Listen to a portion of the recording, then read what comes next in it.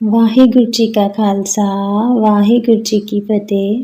ਸਾਧ ਸੰਗਤ ਜੀਓ, ਕਈ ਵਾਰ ਅਧਿਆਤਮਿਕ ਤੌਰ ਤੇ ਸੰਗਤਾਂ ਆਪਣੇ ਮਨ ਦੇ ਵਿਚਾਰ ਜਾਂ ਪਰਮਾਰਥ ਤੇ ਚੱਲਣ ਲਈ ਅਹਿਮ ਸਵਾਲ ਭਾਈ ਸਾਹਿਬ ਭਾਈ ਗੁਰੂ ਇਕਬਾਲ ਸਿੰਘ ਜੀ ਨਾਲ ਸਾਂਝੇ ਕਰਦੀਆਂ ਰਹਿੰਦੀਆਂ ਹਨ। ਭਾਈ ਸਾਹਿਬ ਜੀ ਸਹਿਜ ਸੁਭਾਅ ਉਹਨਾਂ ਸਵਾਲਾਂ ਦੇ ਜਵਾਬ ਗੁਰਮਤਿ ਅਨੁਸਾਰ ਦਿੰਦੇ ਹਨ। ਬੀਬੀ ਕੌਲਾਂ ਜੀ ਭਲਾਈ ਕੇਂਦਰ ਟਰਸਟ ਵੱਲੋਂ ਯਤਨ ਕੀਤਾ ਗਿਆ ਹੈ ਉਹਨਾਂ ਸਵਾਲਾਂ ਨੂੰ ਕਿਤਾਬ ਦੇ ਰੂਪ ਵਿੱਚ ਸੰਗਤਾਂ ਦੇ ਸਨਮੁਖ ਭੇਂਟ ਕੀਤਾ ਜਾਵੇ। ਇਸ ਕਿਤਾਬ ਦਾ ਨਾਮ ਹੈ ਜੀਵਨ ਸੇਧਾਂ। ਅਸੀਂ ਉਹਨਾਂ ਸਵਾਲਾਂ ਜਵਾਬਾਂ ਨੂੰ ਆਡੀਓ ਦੇ ਰੂਪ ਵਿੱਚ ਸੰਗਤਾਂ ਦੇ ਸਨਮੁਖ ਭੇਂਟ ਕਰਨ ਜਾ ਰਹੇ ਹਾਂ ਤਾਂ ਜੋ ਸੰਗਤਾਂ ਇਸ ਦਾ ਲਾਹਾ ਲੈ ਸਕਣ। ਸਵਾਲ ਨੰਬਰ 91।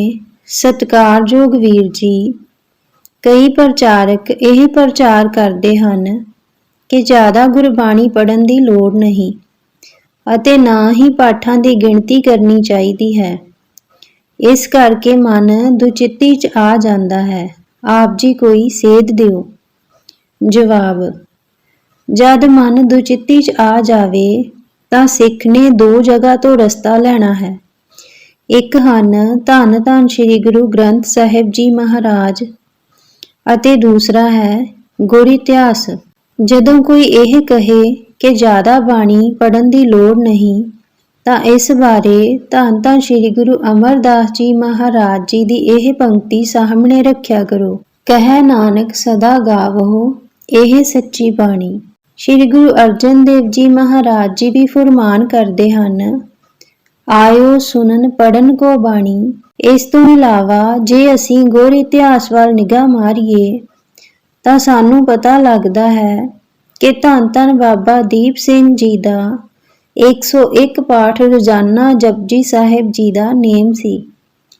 ਸੰਤ ਬਾਬਾ ਅਤਰ ਸਿੰਘ ਜੀ ਮਸਤੂਆਣਿਆਂ ਵਾਲਿਆਂ ਨੇ 1.25 ਲੱਖ ਜਪਜੀ ਸਾਹਿਬ ਜੀ ਦੇ ਪਾਠਾਂ ਦੀ 2 ਵਾਰੀ ਹਾਜ਼ਰੀ ਇਸ ਕਰਕੇ ਲਗਾਈ ਕਿ ਦਸਮ ਪਾਤਸ਼ਾਹ ਜੀ ਦੇ ਪ੍ਰਤੱਖ ਦਰਸ਼ਨ ਹੋ ਜਾਣ। ਭਾਈ ਬਚਿੱਤਰ ਸਿੰਘ ਜੀ ਜਿਨ੍ਹਾਂ ਨੇ ਮਸਤ ਹਾਥੀ ਦਾ ਸਿਰ ਵਿੰਨਿਆ ਸੀ, ਉਹਨਾਂ ਦਾ ਅੰਮ੍ਰਿਤ ਵੇਲੇ ਕੁਝ ਛਕਣ ਤੋਂ ਪਹਿਲਾਂ 21 ਪਾਠ ਜਪਜੀ ਸਾਹਿਬ ਜੀ ਦਾ ਨੇਮ ਸੀ। ਇਹੋ ਜਿਹੇ ਪ੍ਰਸੰਗ ਆਪ ਜੀ ਨੂੰ ਡੋਲਣ ਨਹੀਂ ਦੇਣਗੇ, ਸਗੋਂ ਤੁਹਾਡੀ ਬੈਟਰੀ ਚਾਰਜ ਕਰਨਗੇ। ਜਿੱਥੋਂ ਤੱਕ ਇਸ ਸਵਾਲ ਦਾ ਸੰਬੰਧ ਹੈ, ਪਾਠਾਂ ਦੀ ਗਿਣਤੀ ਵਿੱਚ ਪੈਣਾ ਚਾਹੀਦਾ ਹੈ ਜਾਂ ਨਹੀਂ, ਤਾਂ ਇਸ ਬਾਰੇ ਧੰਨ ਧੰਨ ਸ੍ਰੀ ਗੁਰੂ ਗੋਬਿੰਦ ਸਿੰਘ ਜੀ ਮਹਾਰਾਜ ਜੀ ਤੋਂ ਸੇਧ ਲਿਆ ਕਰੋ। ਅੰਮ੍ਰਿਤ ਸੰਚਾਰ ਵੇਲੇ ਵੀ ਪੰਜ ਪਿਆਰੇ ਇਹ ਹੁਕਮ ਕਰਦੇ ਹਨ ਕਿ 5 ਬਾਣੀਆਂ ਦਾ ਨਿਤਨੇਮ ਕਰਨਾ ਸਿੱਖ ਲਈ ਰੋਜ਼ਾਨਾ ਜ਼ਰੂਰੀ ਹੈ। ਇਹ ਵੀ ਤਾਂ ਗਿਣਤੀ ਹੋ ਗਈ। ਇਸ ਤੋਂ ਇਲਾਵਾ ਸ੍ਰੀ ਗੁਰੂ ਅਮਰਦਾਸ ਜੀ ਮਹਾਰਾਜ ਜੀ ਨੇ ਗੋਇੰਦਵਾਲ ਸਾਹਿਬ 84 ਪੌੜੀਆਂ ਤੇ ਸ਼ਰਧਾ ਨਾਲ ਇਸ਼ਨਾਨ ਤੇ 84 ਪਾਠ ਜਪਜੀ ਸਾਹਿਬ ਦੀ ਪ੍ਰੇਰਨਾ ਦੀ ਵੀ ਗਿਣਤੀ ਹੀ ਹੈ। ਜੇ ਕੋਈ ਆਪਣੇ ਤੇ ਬੈਨ ਲਗਾ ਕੇ ਬਾਣੀ ਪੜ੍ਹਦਾ ਹੈ ਕਿ ਇੰਨੇ ਪਾਠ ਮੈਂ ਰੋਜ਼ਾਨਾ ਕਰਨੇ ਹਨ ਤਾਂ ਇਹ ਵੀ ਪ੍ਰਵਾਨ ਹੈ। ਹਾਂ, ਜਿਸ ਦਾ ਸਵਾਸ ਸਿਮਰਨ ਚੱਲ ਪਿਆ ਹੈ ਉਹ ਸਤਿਗੁਰੂ ਜੀ ਦੀ ਬਖਸ਼ਿਸ਼ ਨਾਲ ਆਪੇ ਹੀ ਇਹਨਾਂ ਗਿਣਤੀਆਂ ਤੋਂ ਉੱਪਰ ਉੱਠ ਜਾਂਦਾ ਹੈ। ਇਸ ਕਰਕੇ ਤੁਸੀਂ ਜਦ ਵੀ ਕੀਰਤਨ ਸੁਣਨ ਜਾਓ ਬੌਧਿਕ ਬਿਰਤੀ ਲੈ ਕੇ ਜਾਓ। ਜੋ ਗੱਲ ਚੰਗੀ ਲੱਗੇ ਲੈ ਆਇਆ ਕਰੋ, ਜੋ ਗੱਲ ਗੁਰੂ ਤੋਂ ਤੋੜੇ ਉਸ ਨੂੰ ਉੱਥੇ ਹੀ ਛੱਡ ਆਇਆ ਕਰੋ। ਸਿੱਖ ਦਾ ਕੰਮ ਹੈ ਗੁਣਾਂ ਨੂੰ ਇਕੱਤਰ ਕਰਨਾ ਅਤੇ ਔਗਣਾਂ ਦਾ ਤਿਆਗ ਕਰਨਾ। ਗੁਰੂ ਸਾਹਿਬ ਜੀ ਦੀ ਗੁਰਬਾਣੀ ਵਿੱਚ ਸੇਧ ਹੈ, ਜੇ ਗੁਣ ਹੋਵਨ ਸਾਜਨਾ ਮਿਲ ਸਾਂਝ ਕਰੀਜੈ ਗੁਣ ਹੈ ਕੇਰੀ ਛੋੜ ਅਵਗਣ ਚੱਲੀਐ। ਸਵਾਲ ਨੰਬਰ 92। ਸਤਿਕਾਰਯੋਗ ਵੀਰ ਜੀ, ਸਾਡੇ ਘਰ ਗੁਰੂ ਜੀ ਦੀ ਕਿਰਪਾ ਨਾਲ ਹਰ ਮਹੀਨੇ ਸਤਸੰਗ ਹੁੰਦਾ ਹੈ, ਪਰ ਕਈ ਵਾਰ ਜੋ ਕੀਰਤਨ ਕਰਦੇ ਹਨ ਉਹਨਾਂ ਦਾ ਆਪਣਾ ਜੀਵਨ ਉੱਚਾ ਨਾ ਹੋਣ ਕਾਰਨ ਸਾਨੂੰ ਕੀਰਤਨ ਵਿੱਚੋਂ ਰਸ ਨਹੀਂ ਆਉਂਦਾ। ਇਸ ਲਈ ਕੋਈ ਜੁਗਤੀ ਦੱਸੋ ਜਿਸ ਨਾਲ ਕੀਰਤਨ ਵਿੱਚ ਮਨ ਜੁੜ ਜਾਵੇ। ਜਵਾਬ: ਇਹ ਬਾਬਾ ਆਨੰਦ ਸਿੰਘ ਜੀ ਦਾ ਵਚਨ ਹੈ, ਸਿੱਖ ਜਦੋਂ ਵੀ ਕੀਰਤਨ ਦੇ ਮੰਡਲ ਵਿੱਚ ਬੈਠੇ ਤਾਂ ਹੰਸ ਬਿਰਤੀ ਰੱਖੇ। ਹੰਸ ਦਾ ਕੰਮ ਹੈ ਹੀਰੇ ਮੋਤੀ ਚੁਣਨੇ। ਇਸ ਲਈ ਸਿੱਖ ਨੂੰ ਕੀਰਤਨੀਏ ਦੇ ਔਗਣਾਂ ਵੱਲ ਝਾਤੀ ਨਹੀਂ ਮਾਰਨੀ ਚਾਹੀਦੀ, ਸਗੋਂ ਹੰਸ ਵਾਂਗ ਗੁਰਬਾਣੀ ਦਾ ਰਸ ਲੈਂਦਿਆਂ ਹੀਰੇ ਮੋਤੀ ਚੁਗਣੇ ਚਾਹੀਦੇ ਹਨ। ਸੰਤ ਬਾਬਾ ਈਸਰ ਸਿੰਘ ਜੀ ਨਾਨਕਸਰ ਵਾਲੇ ਫੁਰਮਾਨ ਕਰਦੇ ਸਨ ਕਿ ਸੰਗਤ ਵਿੱਚ 4 ਤਰ੍ਹਾਂ ਦੇ ਸਰੀਰ ਆਉਂਦੇ ਹਨ, ਊਂਗੇ, ਸੂੰਗੇ, ਡੂੰਘੇ ਤੇ ਚੁੰਗੇ। ਕਈ ਤਾਂ ਸੰਗਤ ਵਿੱਚ ਆਉਂਦਿਆਂ ਹੀ ਸੌਂ ਜਾਂਦੇ ਹਨ ਤੇ ਕਈਆਂ ਦਾ ਕੰਮ ਹੁੰਦਾ ਹੈ ਕਿ ਪ੍ਰੋਗਰਾਮ ਵਿੱਚ ਕਿਹੜੀ ਗਲਤੀ ਹੋ ਰਹੀ ਹੈ।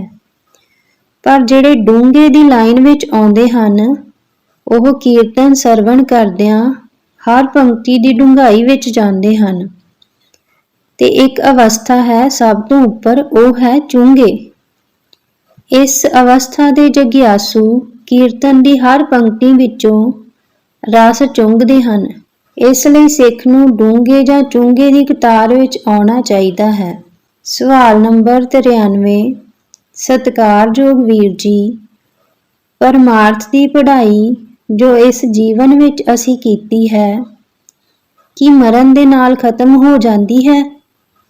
ਜਵਾਬ: ਨਹੀਂ ਜੀ, ਦੁਨਿਆਵੀ ਪੜ੍ਹਾਈ ਅਤੇ ਪਰਮਾਰਥ ਦੀ ਪੜ੍ਹਾਈ ਵਿੱਚ ਫਰਕ ਹੈ। ਦੁਨਿਆਵੀ ਪੜ੍ਹਾਈ ਕਿਸੇ ਵੀ ਵਿਅਕਤੀ ਦੀ ਮੌਤ ਨਾਲ ਖਤਮ ਹੋ ਜਾਂਦੀ ਹੈ। ਜੇਕਰ ਕੋਈ ਵਿਅਕਤੀ ਇਸ ਜਨਮ ਵਿੱਚ ਡਾਕਟਰ ਹੈ ਤੇ ਅਗਲੇ ਜਨਮ ਵਿੱਚ ਫਿਰ ਉਸਨੇ ਡਾਕਟਰ ਬਣਨਾ ਹੈ, ਤਾਂ ਉਸਨੂੰ ਦੁਬਾਰਾ ਡਾਕਟਰੀ ਦੀ ਪੜ੍ਹਾਈ ਕਰਨੀ ਪਵੇਗੀ। ਪਰ ਪਰਮਾਰਥ ਦੀ ਪੜ੍ਹਾਈ ਵਿੱਚ ਅਜਿਹਾ ਨਹੀਂ।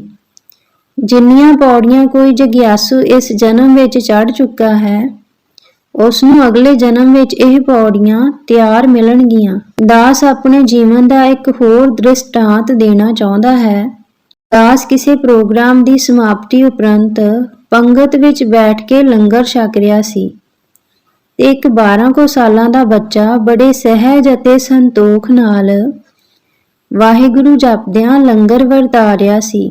ਦਾਸ ਕਾਫੀ ਸਮਾਂ ਉਸ ਬੱਚੇ ਵੱਲ ਦੇਖਦਾ ਰਿਹਾ ਤੇ ਫਿਰ ਦਾਸ ਨੇ ਆਪਣੇ ਸਾਥੀ ਨੂੰ ਕਿਹਾ, ਇਸ ਬੱਚੇ ਵਿੱਚ ਇੰਨਾ ਸਹਿਜ ਹੈ ਜਿਹੜਾ ਕਿਸੇ 80 ਸਾਲ ਦੇ ਬਜ਼ੁਰਗ ਵਿੱਚ ਵੀ ਨਹੀਂ ਦੇਖਿਆ। ਇਸ ਦਾ ਮਤਲਬ ਹੈ ਕਿ ਇਹ ਪਿਛਲੇ ਜਨਮ ਵਿੱਚ ਸੰਤੋਖ ਦੀ ਪੌੜੀ ਚੜ੍ਹਿਆ ਹੋਇਆ ਹੈ, ਜਿਹੜੀ ਇਸ ਨੂੰ ਇਸ ਜਨਮ ਵਿੱਚ ਤਿਆਰ ਮਿਲ ਗਈ ਹੈ। ਇਸ ਕਰਕੇ ਪਰਮਾਰਥ ਦੀ ਪੜ੍ਹਾਈ ਵਿੱਚ ਜਿਤਨੀਆਂ ਪੌੜੀਆਂ ਚੜ੍ਹ ਜਾਈਏ, ਉਹ ਨਾਸ ਨਹੀਂ ਹੁੰਦੀਆਂ, ਅਗਲੇ ਜਨਮ ਵਿੱਚ ਤਿਆਰ ਮਿਲਦੀਆਂ ਹਨ। ਗੁਰਬਾਣੀ ਵਿੱਚ ਵੀ ਫੁਰਮਾਨ ਹੈ, ਤਿਸ ਮਿਲਿਆ ਜਿਸ ਪੁਰਬ ਕਮਾਈ। ਸਵਾਲ ਨੰਬਰ 94। ਸਤਿਕਾਰਯੋਗ ਵੀਰ ਜੀ, ਤੁਸੀਂ ਆਸਾ ਦੀ ਵਾਰ ਦੀ ਹਾਜ਼ਰੀ ਲਗਾਉਣ ਉਪਰੰਤ ਇਹ ਪੰਕਤੀਆਂ ਕਿਉਂ ਪੜ੍ਹਦੇ ਹੋ? ਲੇਖੈ ਕਤਹਿ ਨ ਛੂਟੀਐ, ਖਿਨ ਖਿਨ ਭੁੱਲਨ ਹਾਰ। ਜਵਾਬ: ਗੁਰਬਾਣੀ ਪੜ੍ਹਦਿਆਂ ਸਾਡੇ ਕੋਲੋਂ ਬੇਅੰਤ ਭੁੱਲਾਂ ਹੋ ਜਾਂਦੀਆਂ ਹਨ। ਇਸ ਲਈ ਕੀਰਤਨ ਕਰਨ ਤੋਂ ਬਾਅਦ ਇਹ 2 ਪੰਕਤੀਆਂ ਇਸ ਕਰਕੇ ਪੜ੍ਹਦੇ ਹਾਂ ਕਿ ਕੀਰਤਨ ਕਰਦਿਆਂ ਅਗਰ ਕੋਈ ਜਾਣੇ ਅਣਜਾਣੇ ਵਿੱਚ ਭੁੱਲ ਹੋ ਗਈ ਹੈ ਤਾਂ ਸਤਿਗੁਰੂ ਜੀ ਕਿਰਪਾ ਕਰਕੇ ਬਖਸ਼ ਦੇਣ। ਕਿਉਂਕਿ ਗੁਰੂ ਸਾਹਿਬ ਜੀ ਦੇ ਫੁਰਮਾਨ ਅਨੁਸਾਰ ਸੰਗਤ ਵਿੱਚ ਪਰਮੇਸ਼ਰ ਆਪ ਵਸਦਾ ਹੈ। ਮਿਲ ਸਤ ਸੰਗਤ ਖੋਜ ਦਸਾਈ, ਵਿੱਚ ਸੰਗਤ ਹਰ ਪ੍ਰਭ ਵਸੈ ਜੀਓ। ਕਈ ਵਾਰ ਸੰਗਤ ਜ਼ਿਆਦਾ ਹੋਣ ਕਾਰਨ ਕੀਰਤਨੀਏ ਦੇ ਮਨ ਵਿੱਚ ਹਉਮੈ ਆ ਜਾਂਦੀ ਹੈ ਕਿ ਮੇਰੇ ਕਰਕੇ ਇੰਨੀ ਸੰਗਤ ਜੁੜ ਗਈ ਹੈ। ਹਉਮੈ ਨਾਲ ਕਮਾਈ ਡੁੱਲਣੀ ਸ਼ੁਰੂ ਹੋ ਜਾਂਦੀ ਹੈ। ਮਹਾਂਪੁਰਸ਼ ਤਾਂ ਇਹ ਵੀ ਬਚਨ ਕਰਦੇ ਸਨ ਕਿ ਹਰ ਕੀਰਤਨੀਏ ਨੂੰ ਬੈਠਣ ਲੱਗਿਆਂ ਵੀ ਜਪਜੀ ਸਾਹਿਬ ਦਾ ਪਾਠ ਕਰਕੇ ਬੈਠਣਾ ਚਾਹੀਦਾ ਹੈ ਅਤੇ ਕੀਰਤਨ ਦੀ ਸਮਾਪਤੀ ਉਪਰੰਤ ਵੀ ਘੱਟੋ ਘੱਟ 5 ਪੌੜੀਆਂ ਜਪਜੀ ਸਾਹਿਬ ਜੀ ਦਾ ਪਾਠ ਕਰਕੇ ਸਤਿਗੁਰੂ ਜੀ ਦਾ ਜ਼ਰੂਰ ਸ਼ੁਕਰਾਨਾ ਕਰਨਾ ਚਾਹੀਦਾ ਹੈ ਕਿ ਸਤਿਗੁਰੂ ਜੀ ਆਪ ਜੀ ਨੇ ਕਿਰਪਾ ਕਰਕੇ ਕੀਰਤਨ ਦੀ ਸੇਵਾ ਲਈ ਹੈ। ਅਸੀਂ 2 ਪੰਕਤੀਆਂ ਦਾ ਪੜ੍ਹਦੇ ਹਾਂ ਭੁੱਲਾਂ ਬਖਸ਼ਾਉਣ ਲਈ ਅਤੇ ਹਉਮੈ ਤੋਂ ਬਚਾ ਲਈ। ਲੇਖੈ ਕਤੈ ਨ ਛੂਟੀਐ, ਖਿਨ ਖਿਨ ਭੁੱਲਨ ਹਾਰ। ਬਖਸ਼ਣ ਹਾਰ ਬਖਸ਼ ਲੈ, ਨਾਨਕ ਪਾਰ ਉਤਾਰ। ਸਵਾਲ ਨੰਬਰ 95। ਸਤਿਕਾਰਯੋਗ ਵੀਰ ਜੀ, ਸ਼੍ਰੀ ਗੁਰੂ ਗੋਬਿੰਦ ਸਿੰਘ ਜੀ ਮਹਾਰਾਜ ਜੀ ਨੇ ਜਿਤਨੀਆਂ ਵੀ ਜੰਗਾਂ ਲੜੀਆਂ ਹਨ, ਇਹਨਾਂ ਜੰਗਾਂ ਦਾ ਕੀ ਮਨੋਰਥ ਸੀ? ਜਵਾਬ: ਧੰਨ ਧੰਨ ਗੁਰੂ ਗੋਬਿੰਦ ਸਿੰਘ ਜੀ ਮਹਾਰਾਜ ਨਿਰਵੈਰਤਾ ਦੀ ਮੂਰਤੀ ਹੋਏ ਹਨ। ਗੁਰ ਪੂਰਾ ਨਿਰਵੈਰ ਹੈ, ਨਿੰਦਕ ਦੋਖੀ ਬੇਮੁਖ ਤਾਰੇ।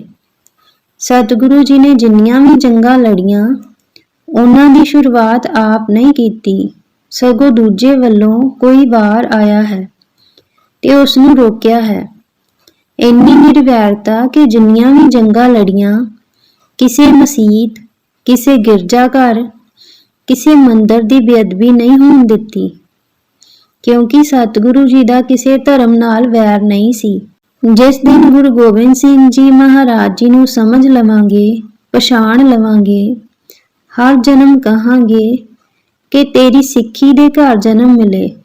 ਇਹੀ ਮੰਗਾਂਗੇ ਕਿ ਜੇ ਅਗਲਾ ਜਨਮ ਦੇਣਾ ਹੈ ਤਾਂ ਉਸ ਮਾਂ ਦੇ ਘਰ ਦੇਈ, ਜਿਹੜੀ ਮੈਨੂੰ ਬਚਪਨ ਤੋਂ ਹੀ ਜਪਜੀ ਸਾਹਿਬ ਜੀ ਨਾਲ ਜੋੜ ਦੇਵੇ, ਤੇਰੀ ਸਿੱਖੀ ਨਾਲ ਜੋੜ ਦੇਵੇ।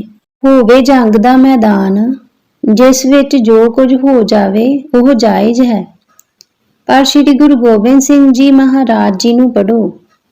ਉਹਨਾਂ ਜੰਗ ਦੇ ਮੈਦਾਨ ਵਿੱਚ ਵੀ 7 ਅਸੂਲ ਰੱਖੇ ਹੋਏ ਸਨ। ਇੰਨੀ ਪੱਕੀ ਮਰਿਆਦਾ ਕਿ ਔਰਤ ਤੇ ਵਾਰ ਨਹੀਂ ਕਰਨਾ, ਬਜ਼ੁਰਗ ਤੇ ਵਾਰ ਨਹੀਂ ਕਰਨਾ, ਬੱਚੇ ਤੇ ਵਾਰ ਨਹੀਂ ਕਰਨਾ, ਸੁੱਤੇ ਤੇ ਵਾਰ ਨਹੀਂ ਕਰਨਾ, ਪਿੱਠ ਵਾਲੇ ਬੰਨੇ ਵਾਰ ਨਹੀਂ ਕਰਨਾ, ਸ਼ਰਨ ਆਏ ਤੇ ਵਾਰ ਨਹੀਂ ਕਰਨਾ, ਨਿਹੱਥੇ ਤੇ ਵਾਰ ਨਹੀਂ ਕਰਨਾ। ਇੱਕ ਹੋਰ ਗੱਲ ਦੇਖੋ, ਇਹਨਾਂ ਜੰਗਾਂ ਨਾ ਪੈਸੇ ਕਰਕੇ ਲੜੀਆਂ, ਨਾ ਔਰਤ ਕਰਕੇ, ਨਾ ਜ਼ਮੀਨ ਕਰਕੇ, ਸਗੋਂ ਸਾਰੀਆਂ ਜੰਗਾਂ ਜ਼ੁਲਮ ਨੂੰ ਰੋਕਣ ਕਰਕੇ ਹੋਈਆਂ ਤੇ ਹਰ ਜੰਗ ਵਿੱਚ ਜਿੱਤ ਪ੍ਰਾਪਤ ਕੀਤੀ।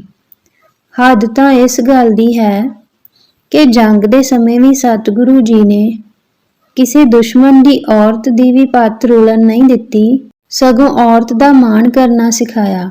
ਨਿਤਨੇਮ ਵਿੱਚ ਸਤਿਗੁਰੂ ਜੀ ਇੰਨੇ ਪੱਕੇ ਸਨ ਕਿ ਜੰਗ ਦੇ ਦੌਰਾਨ ਵੀ ਅੰਮ੍ਰਿਤ ਵੇਲਾ ਖੁੰਝਣ ਨਹੀਂ ਦਿੱਤਾ।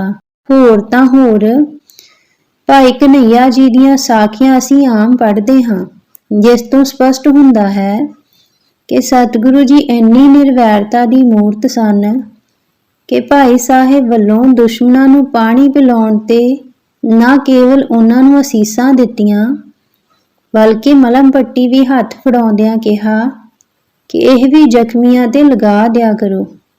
ਇਸ ਤੋਂ ਇਲਾਵਾ ਜਿਸ ਨੂੰ ਵੀ ਸ਼੍ਰੀ ਗੁਰੂ ਗੋਬਿੰਦ ਸਿੰਘ ਜੀ ਮਹਾਰਾਜ ਤੀਰ ਮਾਰਦੇ ਸਨ, ਉਸ ਤੀਰ ਤੇ 1.25 ਤੋਲਾ ਸੋਨਾ ਲੱਗਿਆ ਹੁੰਦਾ ਸੀ, ਤਾਂ ਕਿ ਜੇਕਰ ਉਹ ਮਰ ਜਾਏ ਤਾਂ ਉਸ ਦਾ ਕਿਰਿਆ ਕਰਮ ਹੋ ਸਕੇ ਤੇ ਜੇ ਜ਼ਖਮੀ ਹੋ ਜਾਏ ਤਾਂ ਉਸ ਦਾ ਇਲਾਜ ਹੋ ਸਕੇ। ਸਤਿਗੁਰੂ ਜੀ ਦਾ ਵਚਨ ਸੀ ਕਿ ਜਿਸ ਨੂੰ ਤੀਰ ਮਾਰ ਰਹੇ ਹਾਂ, ਉਸ ਨਾਲ ਕੋਈ ਵੈਰ ਨਹੀਂ, ਕੋਈ ਜ਼ੁਲਮੀ ਵੱਲੋਂ ਆਇਆ ਹੈ, ਇਸ ਕਰਕੇ ਤੀਰ ਮਾਰ ਰਹੇ ਹਾਂ। ਸਤਿਗੁਰੂ ਜੀ ਦੀਆਂ ਜੰਗਾਂ ਜ਼ੁਲਮ ਨੂੰ ਰੋਕਣ ਲਈ ਹੋਈਆਂ ਹਨ, ਜ਼ੁਲਮ ਕਰਨ ਲਈ ਨਹੀਂ। ਸਤਿਗੁਰ ਅੰਦਰੋਂ ਨਿਰਵੈਰ ਹੈ, ਸਭ ਦੇਖੈ ਬ੍ਰਹਮ ਇੱਕ ਸੋਏ।